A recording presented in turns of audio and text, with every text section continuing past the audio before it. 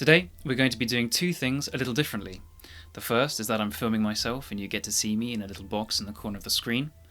And the second is that we're not focusing exclusively on classical antiquity. Instead, we're going to be exploring the relationship between Celtic mythology and classical antiquity in the case of ancient Britain and the Arthurian legend.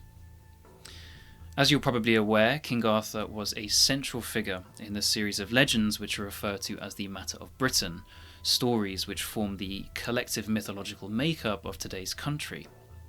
Arthur and the Knights of the Round Table, Excalibur, the Sword and the Stone, the Wizard Merlin, the Lady of the Lake, the Quest for the Holy Grail, the Fisher King, these are quintessentially British, and particularly English and Welsh, stories.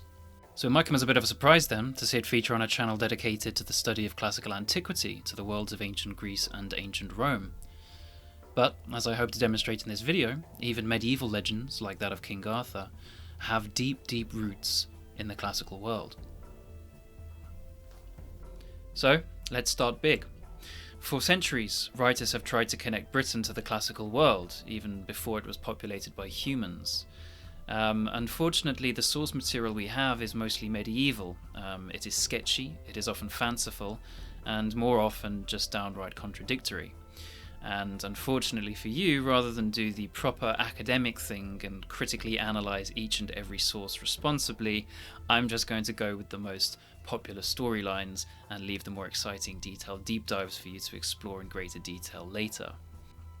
As with pretty much everything else, this story begins with the gods, and Poseidon in particular.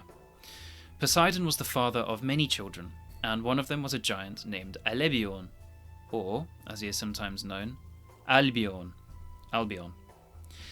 Albion too goes on to have many giant descendants of his own, and they settle on an island which they imaginatively call Albion.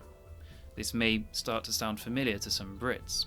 Much later, the Trojan War comes along, and a very famous Trojan manages to escape it and settles in Italy. His name was, of course, Aeneas, and according to one medieval writer in the 12th century, Geoffrey of Monmouth, he had a grandson named Brutus of Troy. Now, Brutus had many adventures of his own, leading a merry band of Trojans around Europe, and he eventually landed on Totonesium Litus, the shores or coast of Totnes, which is still a real town in Devon that you can visit today. Brutus and his Trojans defeated the giant descendants of Albion, and in this particular legend, they named the island of Albion after Brutus, hence we get the name Britain, Brutus, Britain. This is a much nicer origin story than the one where it was named after the brutes that lived within it. For an alternative foundation myth, you can look up the legend of Queen Albina, who was a Greek, and so in both cases we have a Britain which was descended from either Trojans or from Greeks. And as another interesting aside, the previous name of London, or Londinium, was Trinovantum, and Trinovantum was said to be a modified form of the name that Brutus gave to his capital city, which was Troia Nova, New Troy. So in at least one other sense we can link modern London to ancient Troy, which is quite an interesting fact. After this we get a long genealogy of legendary kings descended from Brutus, including the famous ones Lear and Cymbeline, who were popularised by Shakespeare. It's worth pointing out at this point that by Britain I am referring to Wales and most of England. Scotland has an altogether different mythology, which I would encourage you to look into because it is very interesting. If you're wondering what happened to the various Briton tribes you may have heard about at this point, the king of the Britons was in Latin called Rex Britannorum, and in Welsh, if you'll forgive my terrible Welsh pronunciation, Brenin Brythoniaid, would probably be best described as the preeminent regional leader of the various tribes in that Britain as a whole. To emphasise this tribal existence, the other leaders would probably have been in a near constant state of conflict amongst themselves. But from here, we do get onto slightly firmer ground regarding source material, and this happens in 55 BCE with Caesar's invasion of Britain. When Caesar invaded, his greatest enemy was the Briton leader Cassivelaunus. Now, from Caesar's own commentaries, De Bello Gallico, we know Caesar invaded twice, and we have some good material describing the Britain of his time. Cassivelaunus' success in guerrilla warfare struck fear into many Roman soldiers. He was the first Briton warlord to stand up to Rome, and fragments of his story, as well as those of Boudicca and others, would significantly influence the tales of later Breton kings.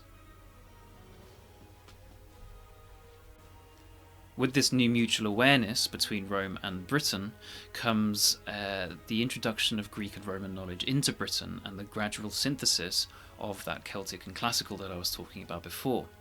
For example, Cymbeline, or Cunobeline, was said to have been raised in the courts of Augustus, according to Geoffrey of Monmouth. This is where we can start to think about how all this would eventually feed into the legend of King Arthur. The world of the Britons was suddenly much larger, the figures grander, the exploits conducted on a far more epic scale. So eventually Rome conquers Britain, and the country entered the period which is known as Roman Britain. From here, we can jump forward in time a few hundred years to one Maximus. He was a very successful Roman general, as his name might suggest, Magnus Great, Maximus the Greatest, who eventually became Western Roman Emperor. He had a very particular connection to Britain. He features heavily in Welsh legend as Maxwn Lwedig, said to have married a British woman, Saint Ellen. And this link to Britain, through implied royal descendants, would make him too an important model for the later King Arthur and other Celtic myths. Magnus Maximus departed Britain in the same time as my other video on Hypatia to the court of the Eastern Roman Emperor Theodosius the Great. As the monk Gildas said, Britannia omni armato milite, militaribus copis, rectoribus licet imanibus, ingenti juventutis spoliata, quae comitata vestigis supradicti tyranni domum, nusquam ultra reddit. Britain was robbed of her army and her warbands, her savage rulers, as well as her remarkable youth, who immediately left in company to the home of their leader, never again to return. With his departure came the period of sub- or post-Roman Britain and the early Dark Ages, and without Rome, unfortunately, our reliable source material again disappears into myth. One of the first challenges the Romano-British, as they were now called, of the Dark Ages faced was the utterly brutal Anglo-Saxon invasions. Quo utique nihil eusquam perniciosus nihilque amarius factum est. Nothing more hurtful, certainly nothing more bitter, ever happened to the island than this. And the first notable king to defy them, Ambrosius Aurelianus. This figure, with a Roman name and a British throne, is truly a fascinating one. Some say he was descended from those who wore the purple, purpura nimirum indute superfuerat, i.e. nobles or emperors, and others say that he was the son of a Roman consul and that he possessed magical powers. He was feared by the presiding king of the Britons at the time, Vortigern, and eventually led an army against him to take his throne. Following this, he allegedly faced and defeated an army of 200,000 Saxons with a mere 10,000 men, and went on to meet them in conflict time and time again in a back and forth against the invaders. He did, however, manage to consolidate his own power in Britain, becoming Rex Britannorum in his own right, and his deeds for the Romano-British also earned him the very prestigious title Ultimus Romanorum, the last of the Romans.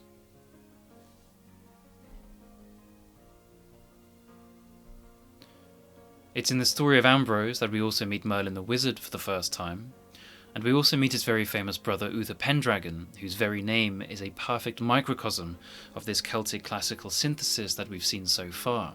Pen being the Welsh word for head or leader or chieftain, and dragon coming from the Latin word draco. I'm not going to give much time to the story of the Last Legion, which suggested that Romulus Augustulus, the last Western Roman emperor, was in fact Uther Pendragon, but it does add to this incredible blending of the classical and Celtic that we've seen in the mythology of Britain so far. But now for the final character of this video, Uther's son, King Arthur, Arthur Pendragon, the ruler of Camelot and the bearer of Excalibur. How to link classical antiquity with him? We can start with the earliest version of him, the pseudo-historical Arthur. As I've said, Britain is now in the Dark Ages, and without the Romans, knowledge was not so well maintained, and sources are very sketchy. If Arthur existed, it would have been so around the years, towards the end of the 5th century, early 6th century CE. And he would have been a British king who continued Ambrosius's and Uther's battles against the Saxon invaders. As early legends tell it, he did so with great effect. Arthur, the Romano-British leader, was an incredibly successful conqueror. Not only did he decisively defeat the Anglo-Saxons at this time, but some accounts have him conquer great swathes of Europe, leading all the way up to Scandinavia and even Iceland itself. Far from being a romantic hero, however, Arthur was a brutal, even sociopathic ruler, a warlord quick to anger and even quicker to kill. And if we know one thing from classical antiquity, it's that it is this sort of person that gets remembered. Just think of Alexander the Great or Julius Caesar himself. The Arthur who emerged from the conquering warlord became entirely different. This new Arthur, reborn by one Chrétien de Troyes, a French writer from the 12th century, added most of the romantic flourishes and embellishments that we recognise today. But what's important is that this character, which still contains the warrior Romano-British warlord of pseudo-history, also contains many elements of the characters we've discussed so far. Brutus of Troy, Cassivelaunus, Maximus. From these, the royal lineage, the battle prowess, the resilience in the face of the Anglo-Saxons, the Celtic love story, even. So as we move from the classical into the medieval, it's never a dull exercise to explore the lines which connect them and see, from Aeneas to Arthur, from Troia Nova to London, a Britain which never quite lost touch with its ancient roots.